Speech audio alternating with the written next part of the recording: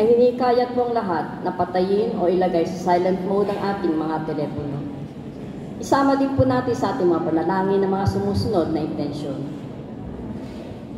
Para sa pasasalamat ng Peñales family, Palacio Educalan siblings, Joel Caparoso and family, Alan Castro and family, Mark Allen Castro and family, Edgar Gomez and family, Feblas family, Rowena Diseo and family, Marquez family, Mirna Mirador, para sa kaarawan ni Mary Glinis Empayag, Teresita Mendoza, at Jadine Mateo Ayo.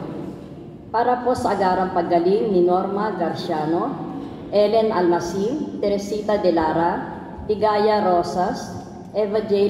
Lepiten, Alaysa Hormacuelas, Wilfredo Cojamat, at Alfredo Tangano. Espesyal na intensyon ni Almasin family, Jake Pajares, Lucia and Cesar Deseo and family, Brigida Cojamat, and Lacani family.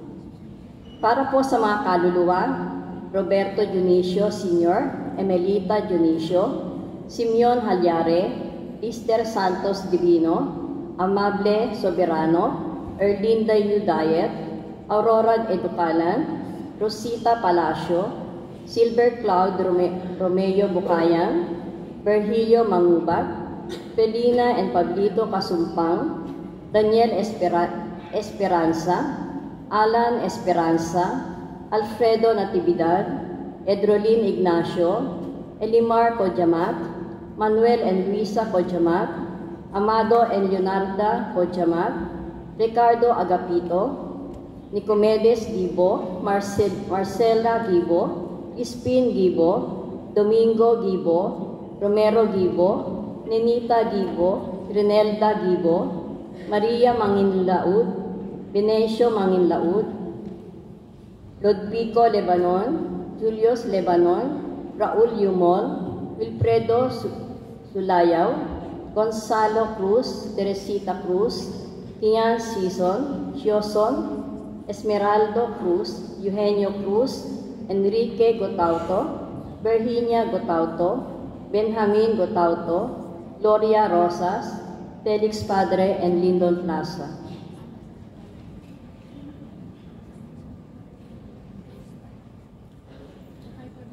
Tayo po ngayon ay nasa unang linggo ng Kwaresma.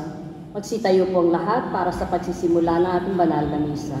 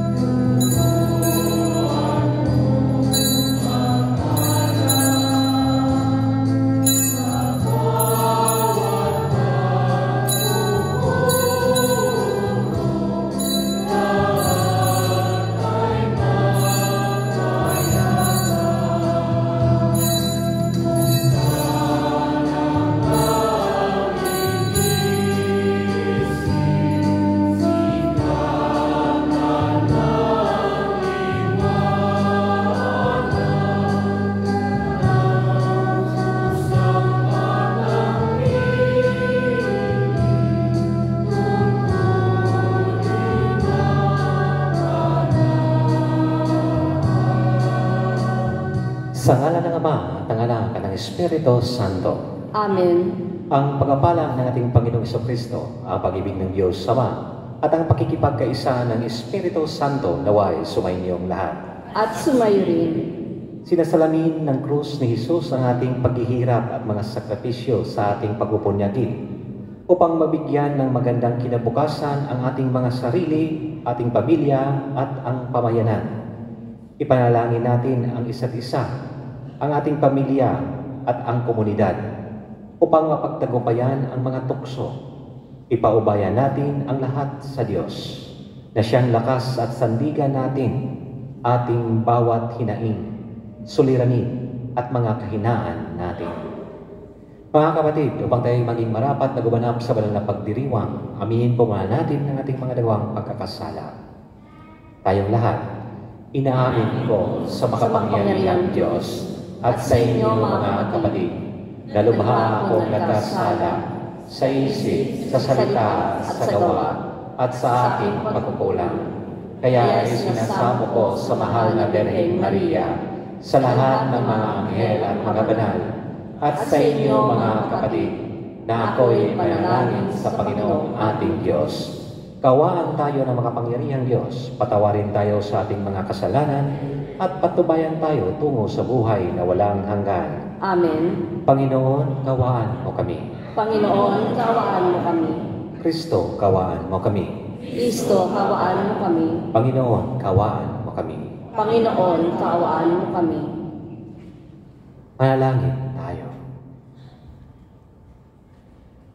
Ama naming makapangyarihan, sa taon-taong pagdiriwang ng paghahandang 40 araw para sa Pasko ng Pagkabuhay, kami nawa ay lalong umunlad sa pagtuklas sa hiwaga ng tagumpay ni Kristo upang masundan namin siya sa pamumuhay na marangal bilang aming tagapamagitan, kasama ng Espiritu Santo, magpasawalang hanggan.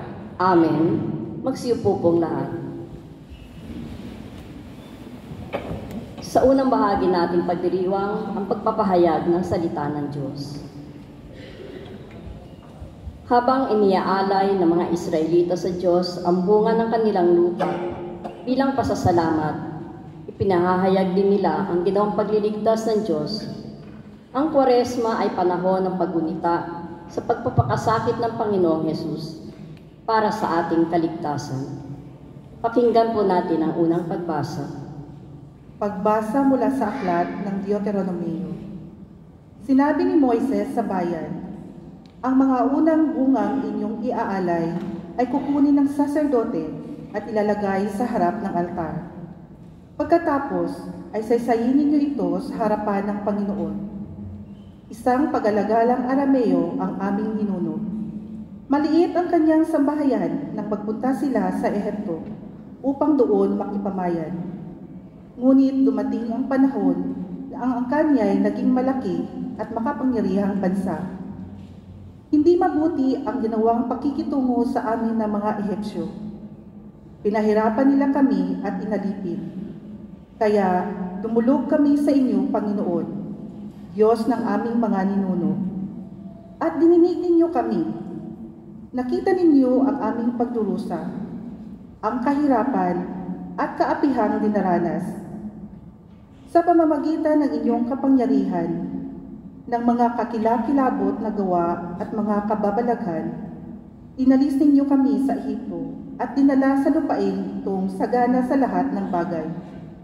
Kaya narito ngayon, Panginoon, ang unang bunga ng aming mga pananim, sa lupaing ibinigay mo sa amin.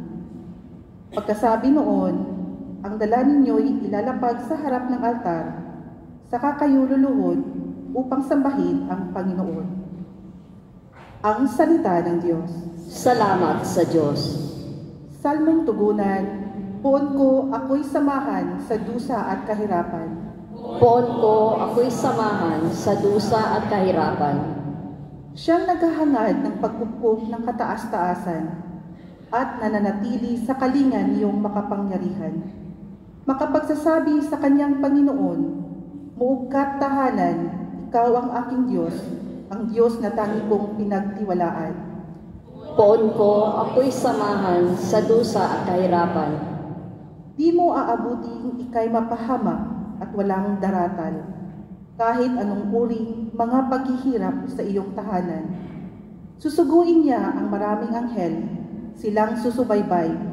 Kahit sa ang dako, ika'y maparoon, tiyak iingatan. Poon ko ako'y samahan sa dusa at kahirapan. Sa kanilang palad ay itatayukat silang magtataas, na hindi masaktan ang mga paa mo sa batong matalas. Kahit tapakan mo ay mga leon, ahas na mabagsik, di ka maaano sa mga serpiente at leyong mababangis. Poon ko ako'y samahan sa dusa at kahirapan.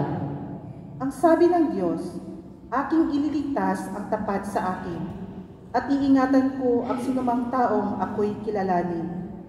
Pag sila'y tumawag, laging handa ako na sila'y pakinggan. Aking sasamahan at kung may hilahin ay sasakluluhan. Aking ililigtas, ang bawat isa ay pararangalan. Poon ko ako'y samahan sa dusa at kahirapan.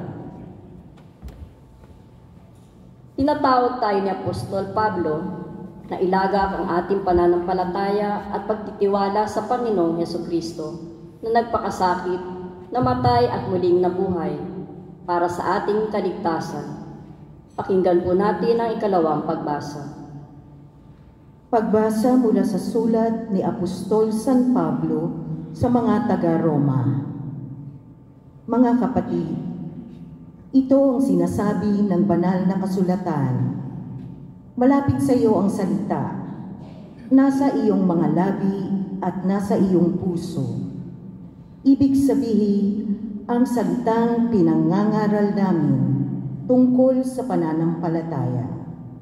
Kung ipahahayag ng iyong mga labi na si Jesus ay Panginoon at mananalig ka ng buong puso na siya'y muling binuhay ng Diyos, maliligtas ka, sapagkat nananalig ang tao sa pamamagitan ng kanyang puso at sa gayoy napawawalang sala at nagpapahayag sa pamamagitan ng kanyang labi at sa gayoy naliligtas.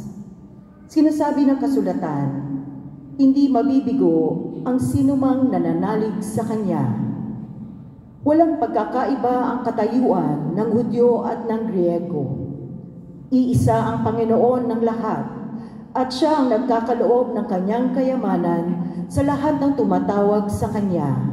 Sapagkat sinasabi sa kasulatan, maliligtas ang lahat ng tumatawag sa pangalan ng Panginoon.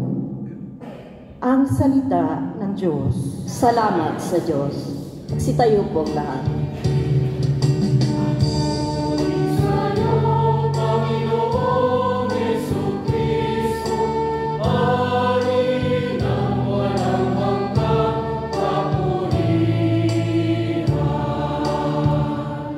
Sabay-sabay po ang lahat. Ang tao ay nabubuhay hindi lamang sa tinapay, kundi sa salitang mahal mula sa bibig na banal ng Ama nating may kapal. Papuri sa'yo, Panginoong Hesukristo, Hari ng walang hanggang kapurihan. Sumainyo ang Panginoon. At sumayo rin, Ang pagpapahayag ng mabuting balita ng Panginoon ayon kay San Lucas. papuri sa iyo, Panginoon. Noong panahong iyon, umalis si Jesus sa Jordan, puspos ng Espiritu Santo. Dinala siya ng Espiritu doon sa ilang, at sa loob ng 40 araw ay tinukso ng dyablo.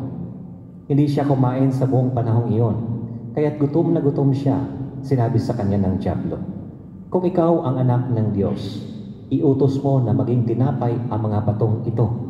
Ngunit sinagot siya ni Jesus, nasusulat, hindi lamang sa tinapay nabubuhay ang tao. Dinala siya ng dyablo sa isang napakataas na lugar at sa isang saglit ay ipinakita sa kanya ang lahat ng kaharian ng sanlibutan. Ibibigay ko sa iyo ang lahat ng kapangyarihan at kadakilaan ng mga kaharian ito, wika ng dyablo. Ipinagkaloob ito sa akin at maibibigay ko sa kaninumang ibigin ko. Kaya't kung ako'y sasambahin mo, magiging iyong lahat ito. Sumagot si Jesus, nasusulat, ang iyong Diyos at Panginoon ang sambahin mo, at siya lamang ang iyong paglilingkuran. At dinala siya ng dyablo sa taluktok ng templo ng Jerusalem at sinabi sa kanya, kung ikaw ang anak ng Diyos, magpatihulog ka sapagkat nasusulat, ipagbibili niya sa kanyang mga anghel na ingatan ka at alalayan kanila upang hindi ka matisod sa bato. Subalit, sinagot siya ni Jesus, nasusulat, huwag mong subukin ang Panginoon mong Diyos. Pagkatapos siyang tuksuhin ng dyablo sa lahat ng paraan, ito'y umalis at naghintay ng ibang pagkakataon. Mga kapatid, ang mabuting balita ng Panginoon. Pinupuri ka namin, Panginoong Yesukristo. Magsiupo pong lahat. Magandang gabi po mga kapatid. Marahil magtaka po kayo kung bakit may picture ng ating Popo dyan. Kanina nagkaroon po ng Mass for the Pope, no? Dahil mag-anniversary siya this coming March 12. So, Pope's Mass po yung kanina. Kaya maraming mga pari at nandoon si Bishop sa Kasinunsyo. So, isang pagkakataon na nagsama-sama ang buong simbahan, no? Lalo tigit na ating Santo Papa ay nakakasakit at inaalay po yung misa na yun na siya po'y gagaling. Okay, ipagdasal natin ang ating Santo Papa. Pwede po ba yun? Okay. Mga kapatid, sa Lumang Tipan, maraming mga tao na malakas. Isa na dyan si Samson, na kung saan napakalakas niya at natatalo niya ang lahat ng mga Palestino. Sa Lumang Tipan din, nandoon si Solomon. Si Solomon, napakarunong, matalino. Natatalo niya ang lahat ng mga kaharian na lumalaban sa kanya. At nandoon din, si David na isang hari na kung saan tatay ni Solomon sumusunod sa Diyos. Relihiyoso, nagdarasal lagi, laging sumusunod sa Diyos. Pero itong tatlo na ito ay nahulog sa tukso. Bakit? Si Samson nahulog kay Delilah. Sinasabi niya ang kanyang sikreto hanggang sa nanghina siya. Si Solomon nahulog sa mga napakagandang mga babae na nakapalibot sa kanyang kaharian. Nagkaroon siya ng 700 na mga asawa, magaganda. Tapos si David nahulog kay Bathsheba. Naligo si Bathsheba, nakitang maganda, and then ilagay niya si Urias doon sa unahan para mamatay doon sa pakikipaglaban. Kaya nagiging asawa niya si Bathsheba. Malakas, marunong, matalino. Higit sa lahat, sumusunod din sa Diyos. Pero silang lahat ay nahulog sa tukso. Pakisabi niyong katabi, ikaw, marunong ka ba? Malakas ka ba? Relihiyoso ka ba? Hindi ka ba nahulog ng tukso? Ha? Makikita natin sa unang pagbasa, mga kapatid, na kung saan ipinakita po dito na ang mga Ehipto, ang mga Israelita na nanirahan sa Ehipto, nakita nila yung paghihirap ng kanilang mga kasama. Kaya humingi sila ng tulong ng Diyos. At ang Diyos, sa pamamagitan ni Moises, inilabas sila sa Ehipto. At doon, naninirahan sila papunta sa lupang ipinangako. Pero dumaan sila sa ilang. Dumaan sila sa disyerto. Napakainit na lugar ang disyerto. Napakainit, uhaw, pagod, gutom. Nandoon lahat. Sinusubok talaga sila kung ano yung kanilang pananampalataya. Kung hindi ba talaga sila mag-give in. Pero nag-give in pa rin sila. Gusto nilang bumalik sa Ehipto kasi nakakain sila ng mga karne at nakakainom sila ng gatas at maganda ang kanilang buhay. Kahit na hirap sila, nagiging slave ng mga taga-Ehipto. Nagreklamo sila, mabuti pa, bumalik po tayo doon at makakain pa tayo kaysa mamuhay tayo dito na mamamatay po tayo dito sa init at walang kabuluhang pagkamatay natin dito sa disyerto. Reklamo sila ng reklamo. Minsan sa buhay po natin, nanatili po tayo dahil meron. Nagtitiis po tayo dahil meron. Okay lang, sige lang. Nagtitiis po tayo doon kasi meron. Pero hindi naging masaya kasi alam mo ang dahilan kung bakit ka naghirap. Kaya, no, by physical material needs, nanatili po tayo. Minsan wawala din po tayo doon sa kagustuhan ng Diyos kung saan ba niya tayo dadalhin. Kaya bumabalik din po tayo doon sa ating lumang ugali na, mas okay lang to. Yung iba naman, nagiging okay naman sila. Masama na sila, tapos nakakain din naman, tapos nagiging maganda din ang kanilang buhay. Tayo na nagiging pasunurin sa Diyos, pahirap ng pahirap ang ating buhay.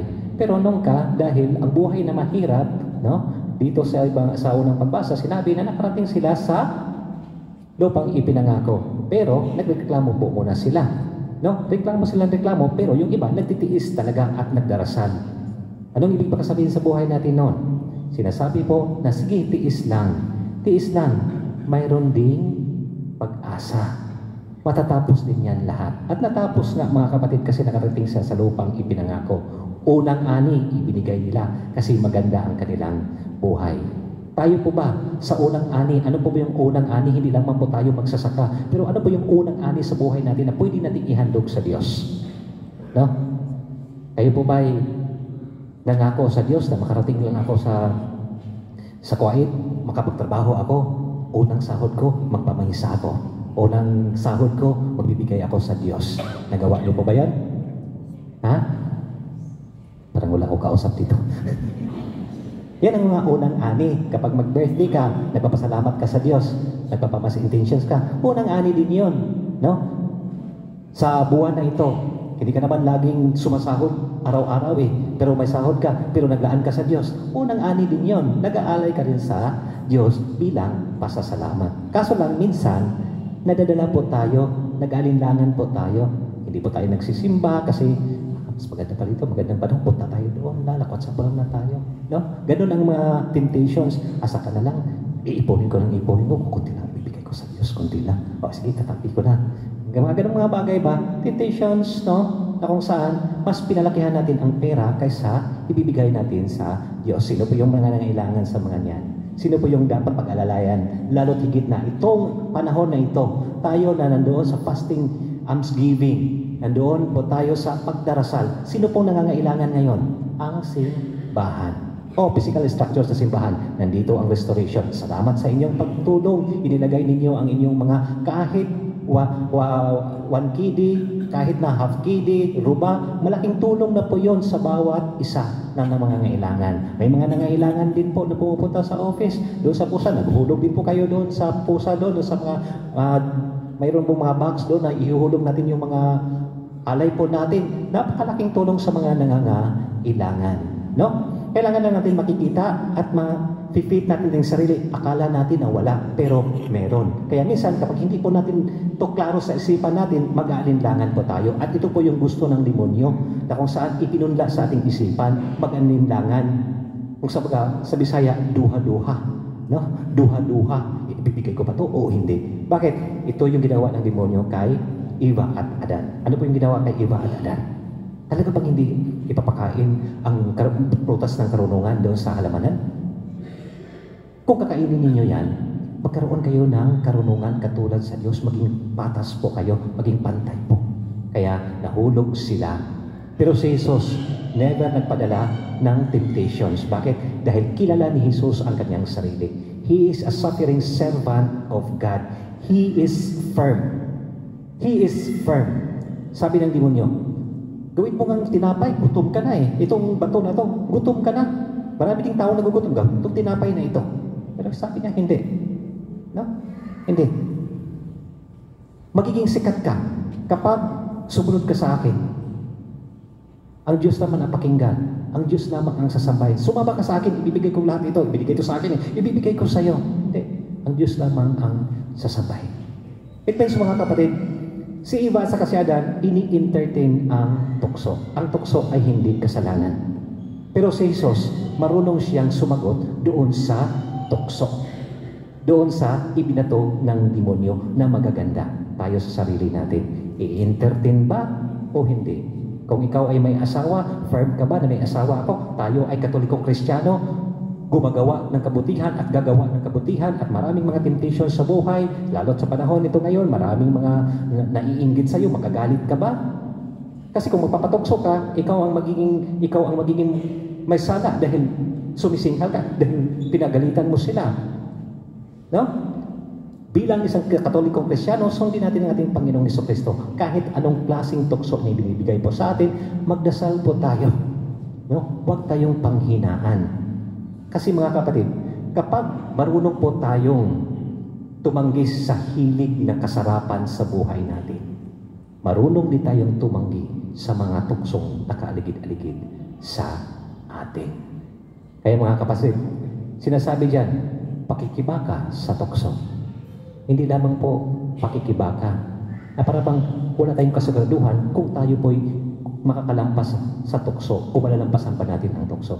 Malalampasan natin ang tukso. Kung si David, kung si Solomon, at kung si Samson, bilang mga tao nahulog sa tukso, si Kristo nalampasan po niya ito. Tayo, oo, we have to admit na mga mahihina po tayo. Pero ipinapakita ng ating Panginoong Diyos na magdasal. Huwag maghinawang magdasal. Dahil ang Diyos nagsasalita sa ating isipan, ating kaloob-looban. Ang tukso bitaw lamang o makapaghagis down sa harapan ng ating mga mata kung ano ang magaganda. Pero ang desisyon ay nasa siyo kung gagawin mo ang hindi tama. Pero ipinapakita ng ating Panginoon Jesucristo na sinasagot lang niya ng tama at hindi mali. Kaya pakikibaka sa tukso na nalampasan ni Kristo. Amen.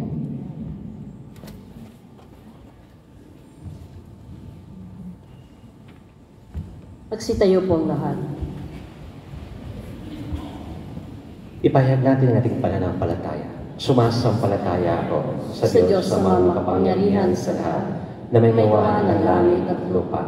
Sumasampalataya ako kay Jesucristo, iisang anak ng Diyos, Panginoon nating lahat. Nagkatawang tao siya lalang ng Espiritu Santo, ipinanganak ni Santa Maria ang Birhen, pinagpakasakit ni Poncio Pilato, ipinako sa krus na matay ni libing, nanahog sa kinaroonan ng mga yumama, na may tatlong araw na buhay na magli, umakyat sa langit, naluluklok sa kanan ng Diyos amang makapangyarihan sa lahat. Doon magmumulang palilito at hukom sa nabubuhay at namatay na tao. Sumasampalataya naman ako sa Diyos Espiritu Santo, sa banal na simbahang Katolika, sa kasamahan ng mga banal, sa kapatawaran ng mga kasalanan, sa pagkabuhay ng muli na namatay na tao, at sa buhay na walang hanggan. Amen. Inhiling namin sa iyo ngayon, Ama, na patuloy mo kaming gabayan upang mapaglabanan namin ang mga tukso sa aming buhay. Buong tiwala kaming dumadalangin ang ating itutugon. Panginoon, patatagin mo kami sa iyong pag-ibig. Panginoon, patatagin mo kami sa iyong pag-ibig.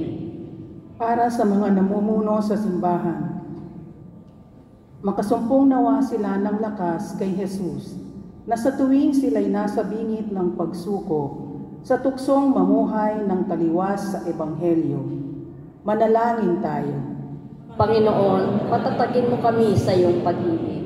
Para sa mga namumuno sa aming pamahalaan, ukawin mo nawa sila ng iyong dakilang pag-ibig, upang gamitin nila ang kaban ng bayan sa mga programang kapaki-pakinabang sa mamamayan. Manalangin tayo. Panginoon, patatagin mo kami sa iyong pag-ibig. Para sa mga naghahanda sa pagtanggap ng binyag, tulad ng ating Panginoong Yesus, lagi nawa nilang piliin ang tama, mabuti at kalooban ng Diyos sa tuwing humaharap sila sa tukso ng demonyo. Manalangin tayo. Panginoon, patatagin mo kami sa iyong pag-ibig. Para sa mga kapatid naming pumanaw, kahabagan mo nawa sila upang ganap silang makasapit sa buhay na walang hanggan. Manalangin tayo. Panginoon, patatagin mo kami sa iyong pag-ibig. Sa ilang sandali ng katahimikan, ating ipanalangin ang iba pang mga pangangailangan ng ating pamayanan, pati na rin ang ating pansariling kahilingan. Manalangin tayo. Panginoon, patatagin mo kami sa iyong pag-ibig. Ama, ikaw ang aming matibay na tanggulan sa harap ng bawat tukso't pangamba. Patuloy mo kaming ipagsanggalang at patnubayan upang makapamuhay kaming banal at naayon sa iyong salita. Inihiling namin ito sa pamamagitan ni Kristo, aming Panginoon. Amen. Magsiupo pong lahat. Sa ikaw bahagi nating pagdiriwang ay ang huling hapunan.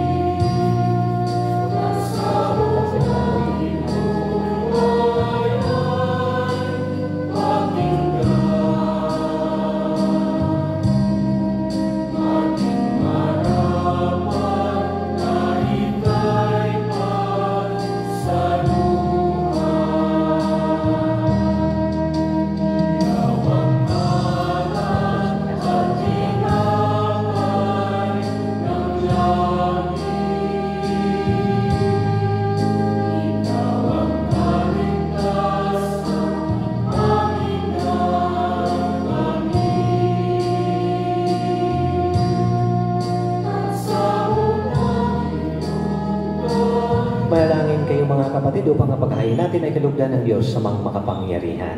Tanggapin nawa ng Panginoon itong paghahain sa iyong mga kamay, sa kapurihan niya at karangalan sa ating kapakinabangan at sa buong sambayanan niyang banal. Ama naming lumikha, gawin mong kami maging marapat maghain sa pagdiriwang namin ngayon ng pasisimula ng banal na panahon, ng 40 araw na paghahanda para sa Pasko ng pagkabuhay. Sa pamamagitan ni Jesucristo, kasama ng Espiritu Santo, magpasawalang hanggan. Amen. Sumainyo ang Panginoon. At sumayo rin, Itaas sa Diyos ang iyong puso at diwa. tinaas na namin sa Panginoon. Pasalamatan natin ang Panginoong ating Diyos. Marapat na siya ay pasalamatan. Ama naming makapangyarihan, tunay ang marapat na ikaw ay aming pasalamatan sa pamamagitan ni Jesucristo na aming Panginoon. Ang kanyang 40 araw na pagtitiis ng kagutuman na nagbibigay kahulugan sa panahong ito ng pagpapakasakit para sa kapwa-tao. Ang paglilingkod niya ang tuksong maging makasarili ay magtuturo sa aming harapin ang pagkakapabuti upang kaisan niya ay maging malaya kami sa paglulugsapag ng huling hapunan na siyang hantungan ng lahat sa kalangitan. Kaya kaisa ng mga anghel nagsisiawit ng papuri sa iyo na walang hubay sa kalangitan. Kami ay nagbubunyi sa iyong kadakilaan. Santo, Santo, Santo, Panginoong Diyos na makapangyarihan, napupuno ang langit at lupa ng kaluwalhatian mo, hosana sa kaitaasan. Pinagpala ang naparirito sa ngalan ng Panginoon, hosana sa kaitaasan. Magsilod po ang lahat.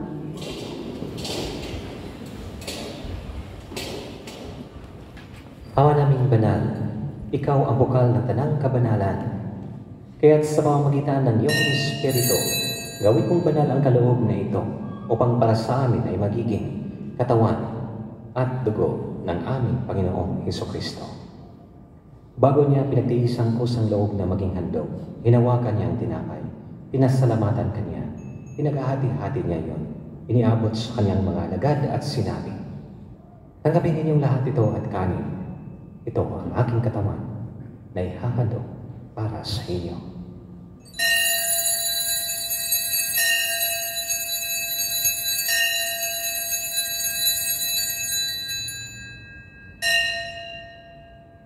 Gayon din naman nang matapos ang hapunan, hinawakan niya ang kalis, muli kanyang pinasalamatan. Iniabot niya ang kalis sa kanyang mga alagad at sinabi, "Tanggapin ninyong lahat ito at inumin. Ito ang kalis ng aking dugo ng bago at hanggang tipan. Ang aking dugo na ibubuhos para sa inyo at para sa lahat sa ikapagkapatawad ng mga kasalanan. Gawin ninyo ito sa pag-alala sa akin."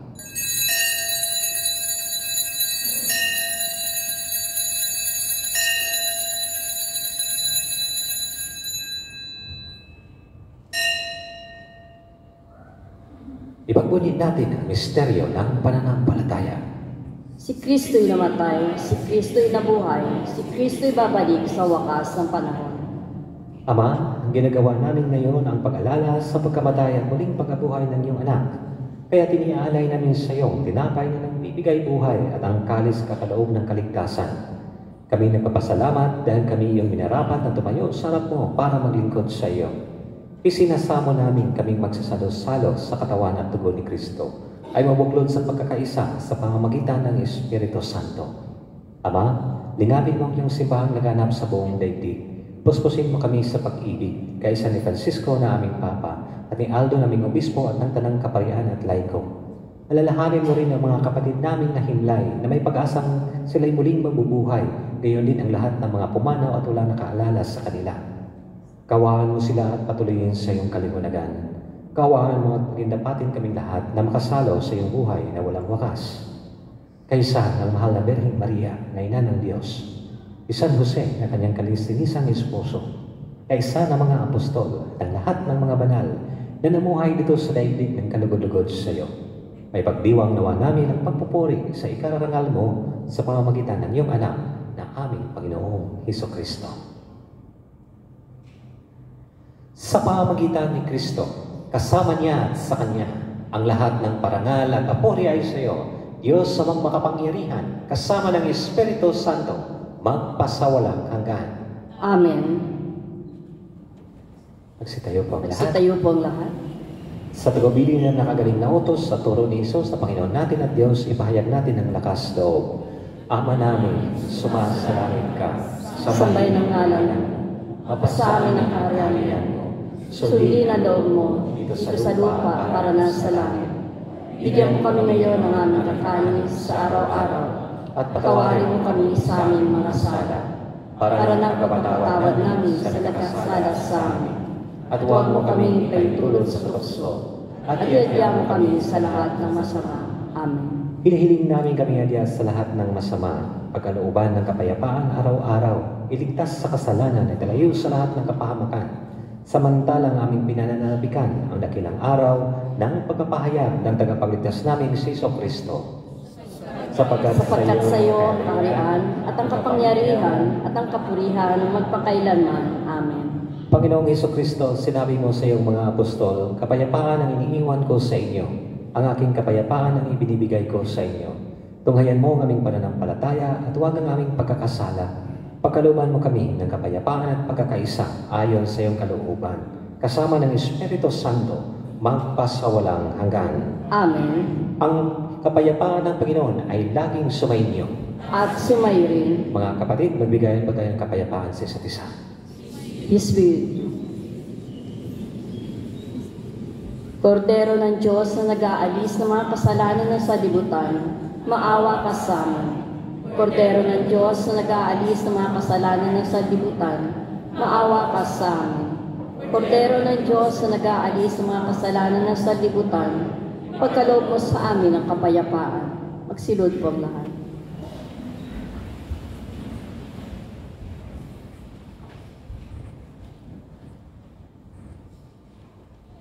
Mga kapatid, ito ang kordero ng Diyos. Ang Diyos nag-alis ng kasalanan ng sanlibutan. Mapalad tayong inayahan sa kanyang bigay. Panginoon, hindi ako karapat-dapat na magpatuloy sa iyo. Ngunit sa isang salita mo lamang ay gagaling na ako. Pagsagalang nawa tayo sa katawan tugon ni Kristo para sa buhay na walang hanggan. Amen.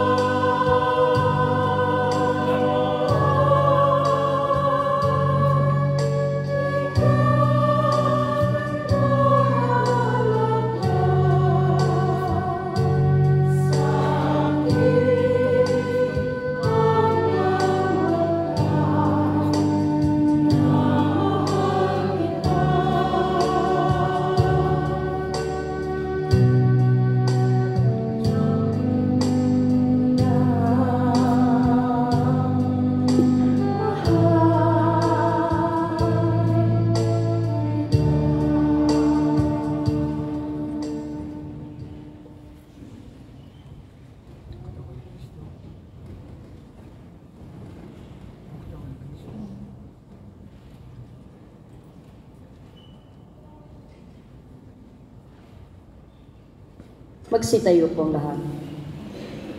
Manalangin tayo.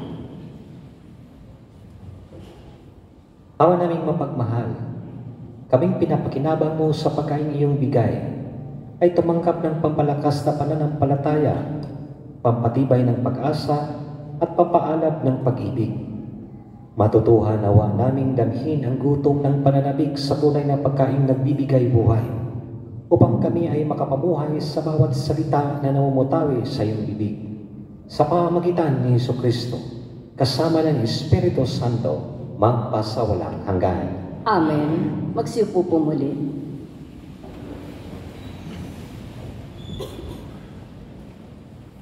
Parish announcement. Thank you for your patience and support in the Co-Cathedral restoration. Contributions can be dropped in designated boxes or given to the parish office for receipts. God bless your generosity.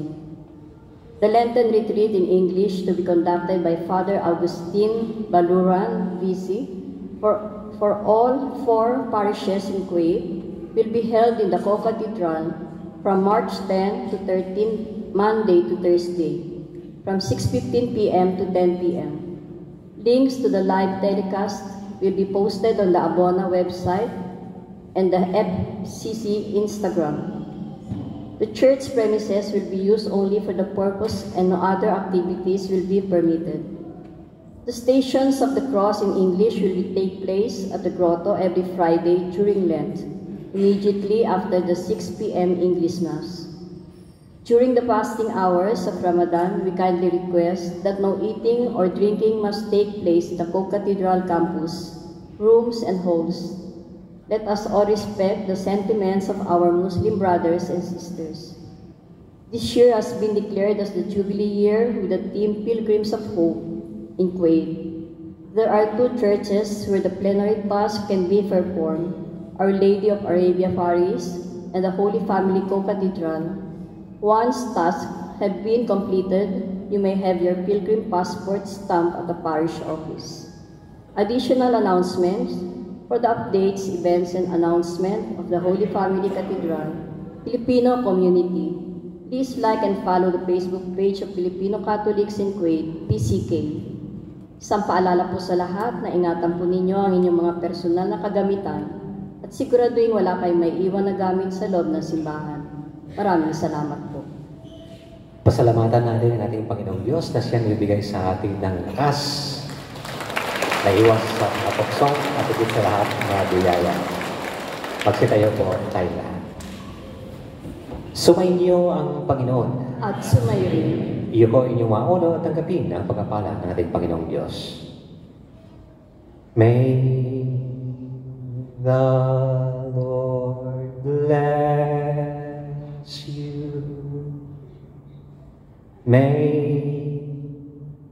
the Lord keep you. May He show His face to you and have mercy.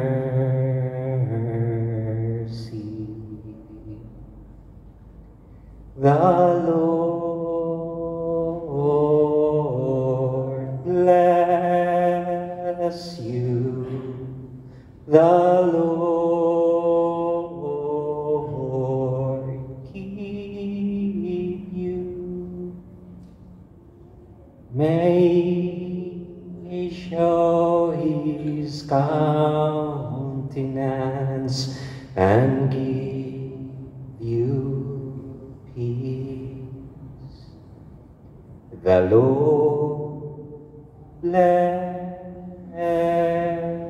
you.